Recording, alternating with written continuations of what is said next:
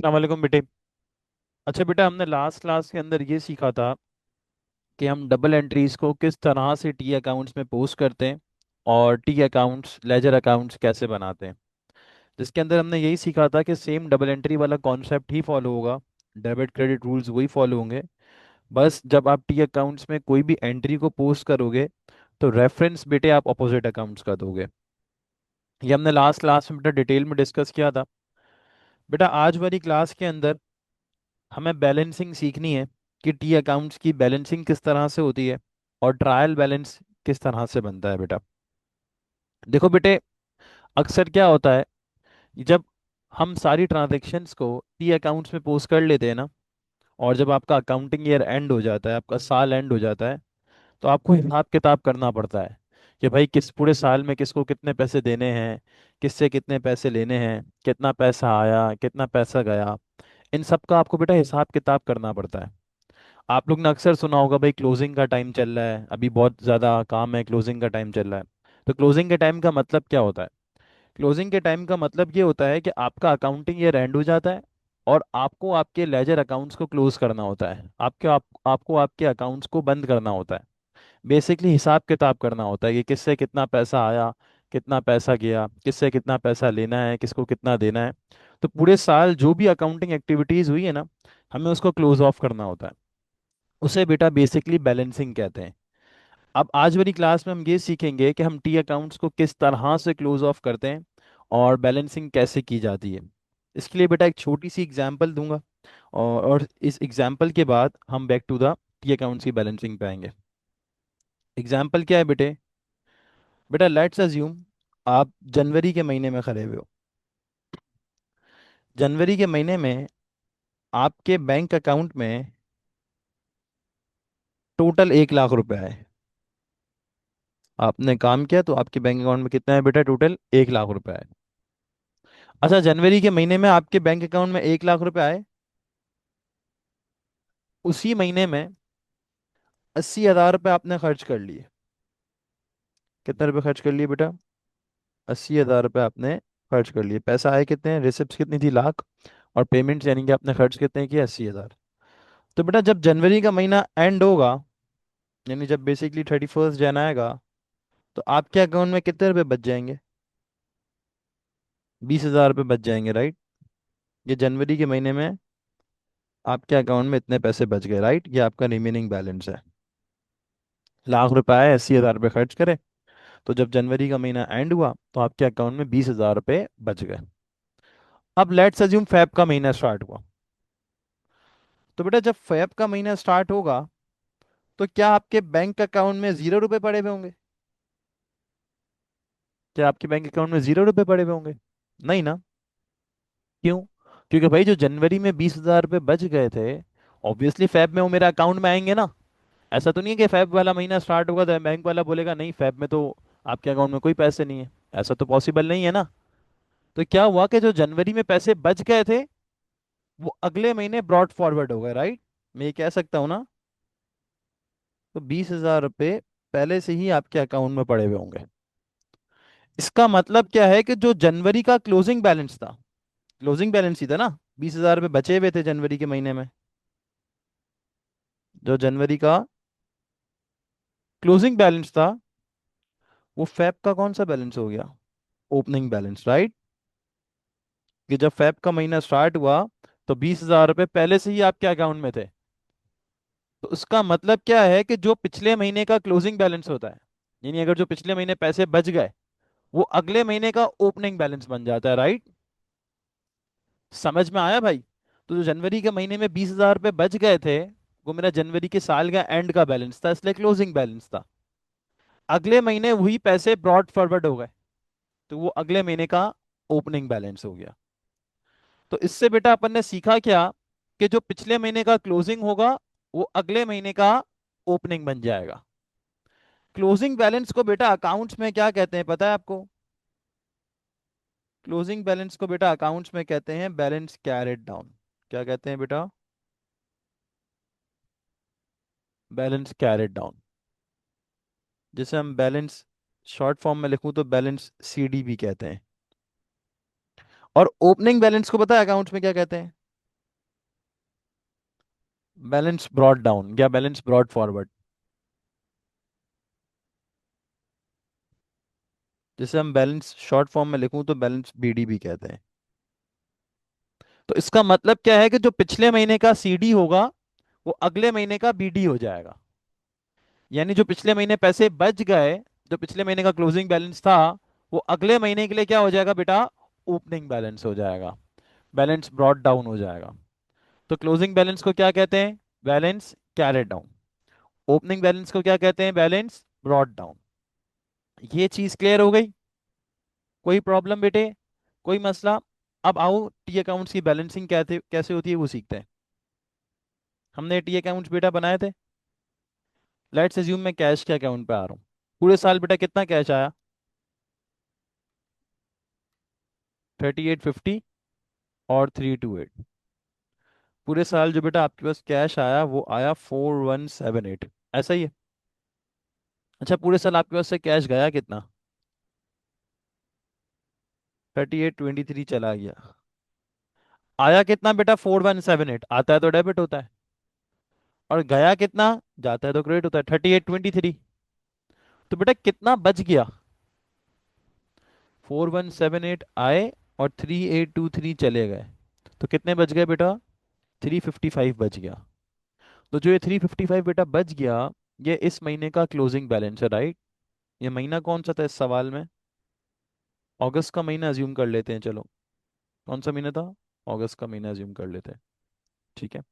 तो ये अगस्त का क्लोजिंग बैलेंस है ना, क्योंकि 355 रुपये अगस्त में बच गए। तो जब सितंबर के महीने में मेरे कैश अकाउंट पे आऊंगा, तो सितंबर के महीने में मेरे अकाउंट में पहले से ही 355 रुपये पड़े हुए होंगे, राइट? 355 पहले से ही पड़े हुए होंगे। अब सर इसको बैलेंस करें किस तरह से? बेटा इसका एक रूल है, सिंपल रूल। बेटे जो साइड वीक होगी ना, जो साइड वीक होगी ना, आपने हमेशा वहां पे बैलेंस कैरेट डाउन लिखना है। मुझे एक बात बताओ, इन दोनों में से कौन सी साइड वीक है? Obviously sir credit side weak है, ऐसा ही है। जब बेटा क्रेडिट साइड वीक है, तो हम क्रेडिट साइड पे क्या लिखेंगे, बैलेंस कैरेट डाउन, 31 अगस्त बैलेंस कैरेट डाउन। बेटा कितने से वीक है, माइनस किया तो पता चला 355 से वीक है। जो साइड वीक होगी वहां पे हमेशा क्या आएगा, बैलेंस कैरेट डाउन। बेटा अब दोनों साइडें क्या हो गई, इक्वल हो गई। ये भी 4178, ये भी 4178। जब दोनों साइडें इक्वल हो गई तो मैंने अकाउंट को बंद कर दिया, भाई ये भी इक्वल हो गया और ये भी इक्वल हो गया। अच्छा, जो साइड वीक होगी वहां पे हमेशा क्या आता है, बैलेंस कैरेट डाउन। और हमेशा उसकी ऑपोजिट साइड पे आता है balance brought down. Carried down कहाँ आया है, क्रेडिट पे आया है ना, तो ब्रॉड डाउन किधर आ जाएगा, डेबिट पे, ऑपोजिट साइड पे। तो जब सितंबर का महीना बेटा स्टार्ट होगा ना, तो मेरे अकाउंट में पहले से ही 355 पड़े हुए होंगे। क्यों, क्योंकि वो अगस्त में बच गए थे। जब वो अगस्त में बच गए थे तो सितंबर का जब महीना स्टार्ट हुआ तो पहले से पड़े हुए होंगे। तो जो पिछले महीने का क्लोजिंग होता है वो अगले महीने का ओपनिंग बन जाता है। तो इसीलिए बैलेंसिंग के दो सिंपल रूल्स, जो साइड वीक होगी वहां पे बैलेंस कैरेट डाउन लिखना है, और उसकी ऑपोजिट साइड पे बैलेंस ब्रॉड डाउन लिख देना है। Good seen. अभी आहिस्ता आहिस्ता और अकाउंट्स करेंगे तो समझ आएगा। आओ जरा बैंक अकाउंट पे आओ। बैंक अकाउंट की अगर मैं डेबिट साइड का टोटल करता हूँ, तो बेटा ये आ रहा है 5500। और अगर बेटे मैं क्रेडिट साइड का करता हूँ, 2500, 180, 530 एंड 1450, तो क्रेडिट का आ रहा है बेटा 4660। अब मुझे बताओ कौन सी साइड वीक है, obviously sir credit side weak है। माइनस करेंगे तो बेटा पता चल जाएगा कितने से वीक है। बेटा ये वीक आ रही है 840 से। तो सर आपने ही बताया जो साइड वीक होगी वहां पे हम हमेशा क्या लिखेंगे, बैलेंस कैरेट डाउन। कितने से, 840 से। अब दोनों साइडें क्या हो गई, इक्वल हो गई। तो दोनों दोनों को इक्वल कर दो, 5500 और 5500। और ऐसे डबल लाइन मार के अकाउंट को क्लोज कर दो कि भाई इस साल का हिसाब हो गया। अब जो पिछले महीने का क्लोजिंग था वो अगले महीने का ओपनिंग हो जाएगा। तो मैंने क्या बताया था, जहां सीडी आता है हमेशा बीडी उसकी ऑपोजिट साइड पे आएगा। तो कैरेट डाउन किधर आया था, क्रेडिट पे आया था ना, तो ब्रॉड डाउन किधर आ जाएगा, डेबिट पे। जब सितंबर का महीना स्टार्ट होगा तो आपने वहां पे क्या लिखना है, balance brought down by 840। Clear, done seen. आओ एक और अकाउंट, कैपिटल अकाउंट पे आता हूँ। इसमें कौन सी साइड वीक है, डेबिट साइड ही वीक है सर, नजर आ रहा है, देखने से ही पता चल रहा है। जब डेबिट साइड वीक है तो मैंने डेबिट साइड पे क्या लिखा, बैलेंस सी डी बाई 3850। बेटा अब दोनों साइडें क्या हो गई, इक्वल हो गई। जब दोनों इक्वल हो गई तो मैंने दोनों को क्या कर दिया बेटा, क्लोज ऑफ। और जहां सी डी आया था, बी डी को मैंने कहाँ लिख दिया बेटे, उसकी ऑपोजिट साइड पे। तो बस ये सिंपल रूल है, जो साइड वीक वहां कैरी डाउन, उसकी ऑपोजिट साइड पे ब्रॉड डाउन। आ जाओ नेक्स्ट अकाउंट पे, परचेज अकाउंट पे आ रहा हूँ। डेबिट साइड का टोटल करता हूँ तो बेटा डेबिट का आ रहा है 737 और क्रेडिट पे है 98। तो ऑब्वियसली क्रेडिट साइड वीक है, माइनस करूंगा तो पता चल जाएगा कितने से वीक है। बेटा ये वीक आ रही है आपकी 639 से। अब दोनों साइडें क्या हो गई बेटा, इक्वल हो गई। और जहां बेटा कैरी डाउन आया था, ब्रॉड डाउन को मैं कहाँ लिख दूंगा, उसकी ऑपोजिट साइड पे। बैलेंस ब्रॉड डाउन कितना बेटा, 639। गुड सीन बेटे, कोई प्रॉब्लम। चलो अगले अकाउंट पे आते हैं। इधर बेटा डेबिट का टोटल है 250 और क्रेडिट का है 414। बेटा कौन सी साइड वीक है, क्रेडिट साइड ना। माइनस करूंगा तो पता चल जाएगा बेटा कितने से वीक है। तो 414 माइनस 250, बेटा ये 164 से वीक है। अब दोनों साइडें क्या हो गई बेटा, इक्वल हो गई। ये तो 414 पहले से ही थी, ये भी 414 हो गई। क्लोज ऑफ करा, जहां कैरी डाउन आया उसकी ऑपोजिट साइड पे क्या आ जाएगा, ब्रॉड डाउन। यानी जब सितंबर का महीना स्टार्ट होगा तो हमें डी बैलिनी को 164 देने होंगे, राइट। सप्लायर को पहले से ही 164 देने होंगे। चलो अगले अकाउंट पे आ जाओ। मशीनरी का कौन सी साइड वीक है, क्रेडिट साइड ना। जो साइड वीक है बेटा वहां पे मैं क्या लिख दूंगा, बैलेंस कैरेट डाउन। दोनों साइडें क्या हो गई बेटा, इक्वल हो गई। तो दोनों को बेटा मैं क्या कर दूंगा, बैलेंस। अकाउंट को बेटा मैंने क्लोज ऑफ कर दिया। जहां कैरेट डाउन आया है, ब्रॉड डाउन को उसकी ऑपोजिट साइड पे लिख देंगे बेटा।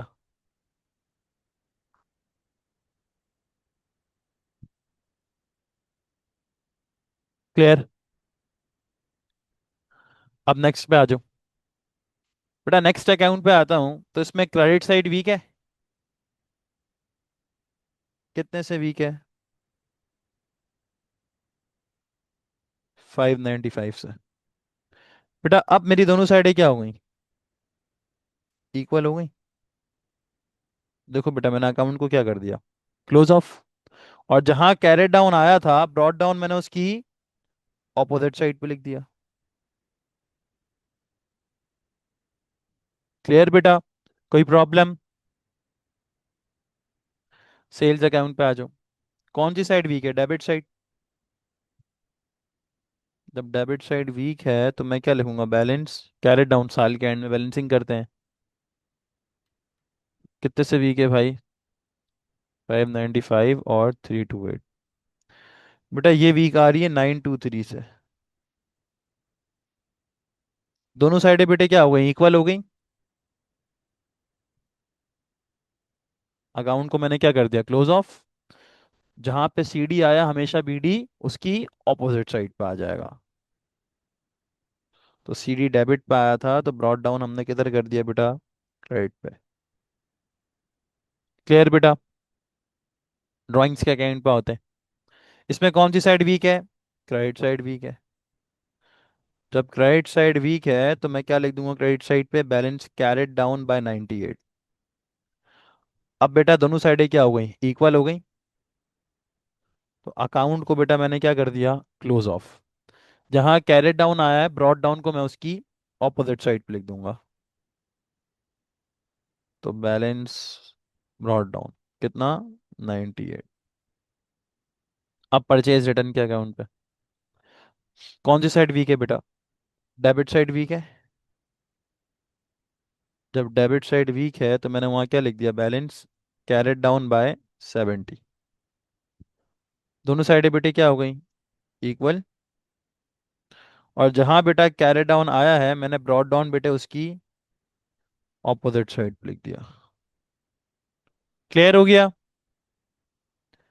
कंप्यूटर इक्विपमेंट के अकाउंट, बेटा इसमें कौन सी साइड वीक है, क्रेडिट साइड। तो मैंने क्रेडिट साइड पे क्या लिखा, बैलेंस कैरेट डाउन कितने से, 1450 से।